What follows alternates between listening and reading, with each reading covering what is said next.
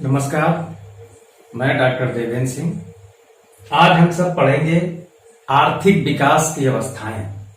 आर्थिक विकास के कौन कौन से चरण हैं, वर्तमान समय में जो स्थितियां हैं, किन किन चरणों को पार करके वर्तमान अर्थव्यवस्थाएं यहां तक पहुंची हैं, इसका अध्ययन करेंगे। जैसे एक युवा, सबसे उसका चरण शिशु, फिर किशोर अवस्था, फिर युवा। तो इसी प्रकार से विश्व की सभी अर्थव्यवस्थाएं अपने इस रूप में है, तो उसके पहले कई चरणों से होकर के गुजरी है। चाहे विकसित देश हो या विकासशील देश हो, विकसित देशों और विकासशील देशों सभी ने आर्थिक विकास के जो अवस्थाएं हैं उनसे होकर के गुजरी हैं। अंतर केवल इतना है कि विश्व की सभी अर्थव्यवस्थाएं, विश्व के सभी विकसित देश, उन लोगों ने एक चरण से दूसरे चरण में जाने की जो अवधि है, एक चरण से दूसरे चरण के बीच की जो समयावधि है, उसको कम किया है। और कुछ देशों के साथ ये दुर्भाग्य रहा है कि वो जो अवधि है, एक चरण से दूसरे चरण की अवधि में जाने की अवधि जो है, वो अधिक लंबी रही है। अब इसके कई कारण रहे हैं और प्रत्येक अर्थव्यवस्था के लिए वो कारण उसके लिए अलग अलग रहे। हम सबसे पहले देखते हैं कि आर्थिक विकास के कौन कौन से चरण हैं। विश्व के प्रमुख अर्थशास्त्रियों ने कौन से चरण, आर्थिक विकास के कौन कौन सी अवस्थाओं का वर्णन किया है।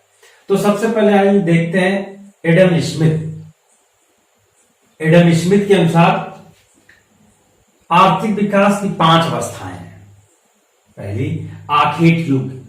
आखेट युग, यह इस युग में केवल मनुष्य शिकार करता था, कच्चा मांस।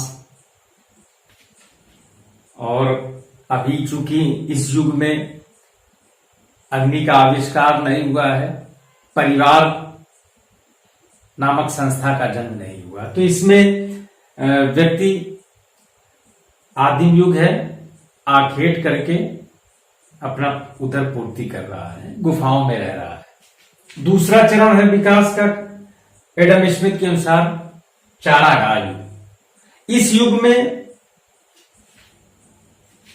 अब थोड़ा सा अंतर आया है, अग्नि का आविष्कार हो गया है, परिवार संस्था स्थापित हो चुकी है। अब इसमें कुछ पालतू पशुओं का भी रखे जाने लगे हैं। और तीसरा है कृषि युग। इस युग में खेती होने लगी। चौथा, वाणिज्यिक युग। एडम स्मिथ के अनुसार इस युग में व्यापार प्रारंभ हो गया है। और 5वें चरण में विनिर्माण। इसमें इस चरण में पक्की इमारतों का निर्माण होने लगा। फ्रेडरिक लिस्ट, जर्मन अर्थशास्त्री, प्रोफेसर फ्रेडरिक लिस्ट ने भी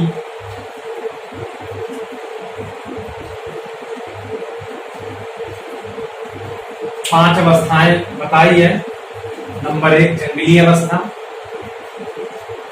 वही अवस्था जिसमें एडम स्मिथ ने इसको आखेट युग कहा है, ये जंगली अवस्था। फ्रेडरिक लिस्ट के अनुसार दूसरी चारागाह की अवस्था, और तीसरा कृषि अवस्था। चौथा है उद्योग। और 5वें अर्थ जो है, अब इसमें उद्योगों के साथ साथ सेवा क्षेत्र का भी विकास प्रारंभ। प्रोफेसर हिल्डेब्रांड के अनुसार पहली अवस्था है वस्तु विनिमय, बार्टर सिस्टम।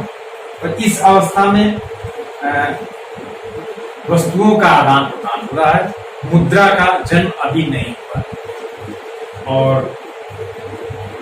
दूसरी अवस्था है मौद्रिक विनिमय, मुद्रा विनिमय। अब इस अवस्था में चूंकि मुद्रा का जन्म हो चुका है, इसलिए मुद्रा के माध्यम से वस्तुओं का विनिमय हो रहा है।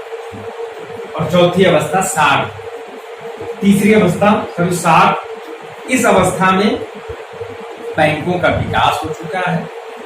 बैंकिंग विकास होने के कारण से साख मुद्रा का चलन प्रारंभ। इसी प्रकार से प्रोफेसर कोलिन क्लार्क ने भी ये 3 अवस्थाएं बताई हैं। कृषि उद्योग, इस अवस्था में कृषि प्रमुख है और स्वउपभोग के लिए भी कृषि कार्य किया जा रहा है। और धीरे धीरे जब दूसरी अवस्था में आया तो उसका विनिमय होने लगा। और दूसरी अवस्था है विनिर्माण उद्योग, और तीसरी अवस्था उन्नत अवस्था जो है वो सेवा। इसी प्रकार से प्रोफेसर कार्ल मार्क्स ने भी 4 अवस्थाएं बताई हैं। सामंतवाद, दूसरी अवस्था पूंजीवाद, तीसरी अवस्था समाजवाद और चौथी साम्यवाद। प्रोफेसर कार्ल मार्क्स ने आर्थिक विकास के लिए पूंजीवाद, ये जो दूसरी अवस्था है, इसको विशेष महत्व दिया कि पूंजीवाद आर्थिक विकास के लिए जरूरी है। उसके बाद समाजवाद और अंतिम चरण जो है वो साम्यवाद है। प्रोफेसर वकर ने 3 अवस्थाएं बताई हैं। घरेलू अवस्था, वह अवस्था जिसमें केवल व्यापार, उद्योग, कृषि कार्य जो है केवल घरेलू स्वउपभोग के लिए हो रहा है। और दूसरा नगरीय अवस्था, अब इस अवस्था में नगरों का विकास प्रारंभ हुआ। और तीसरी अवस्था राष्ट्रीय अवस्था, इस अवस्था में व्यापार, कृषि कार्य का उत्पादन जो है वो राष्ट्रीय स्तर पे आवागमन शुरू हुआ और अंतरराष्ट्रीय स्तर की सीमा साफ। प्रोफेसर एस्ले के अनुसार पहली अवस्था है गृह अवस्था, दूसरी अवस्था गिल्ड अवस्था है, तीसरी घरेलू अवस्था है और चौथी फैक्ट्री व्यवस्था। चौथी अवस्था में फैक्ट्री कार्य प्रारंभ हो गए और सेवा उद्योग की। प्रोफेसर रोस्टो, इन्होंने 5 अवस्थाएं बताई। पहली परंपरागत समाज की अवस्था। अब ये अवस्था जो है इसमें आखेट युग भी आ गया, चारागाह युग भी शामिल हो जाता है और कृषि युग भी शामिल हो जाता है। परंपरागत समाज की अवस्था प्रारंभिक चरण में वस्तु भी वहां पे आखेट युग है, बाद में चारागाह युग बना, फिर उसके बाद कृषि युग आ गया और वस्तु विनिमय प्रारंभ हुआ। किंतु दूसरे चरण प्रारंभ होने के पूर्व वहां पे मौद्रिक विनिमय प्रारंभ हुआ, फैक्ट्रियां स्थापित हो गई। दूसरी अवस्था आत्मस्फूर्ति से पूर्व की अवस्था। दूसरी अवस्था और तीसरी अवस्था। तीसरी अवस्था आत्मस्फूर्ति, मतलब टेक ऑफ कर लिया अर्थव्यवस्था ने, इसको किसी बाहरी सहायता की आवश्यकता नहीं है। तो आत्मस्फूर्ति से पूर्व की अवस्था और आत्मस्फूर्ति की अवस्था। चौथी है परिपक्व अवस्था। अब इस अवस्था में अर्थव्यवस्था परिपक्व। और पांचवी जो अवस्था है वो अत्यधिक उपभोग की अवस्था है। इस अवस्था में मास कंजम्पशन। तो इस प्रकार से आर्थिक विकास के निम्नलिखित चरण हैं और लगभग सभी अर्थशास्त्रियों ने आर्थिक विकास के चरणों में आखेट युग, चारागाह युग, कृषि युग और वाणिज्य युग और विनिर्माण युग, इस प्रकार से सबने शामिल किया है।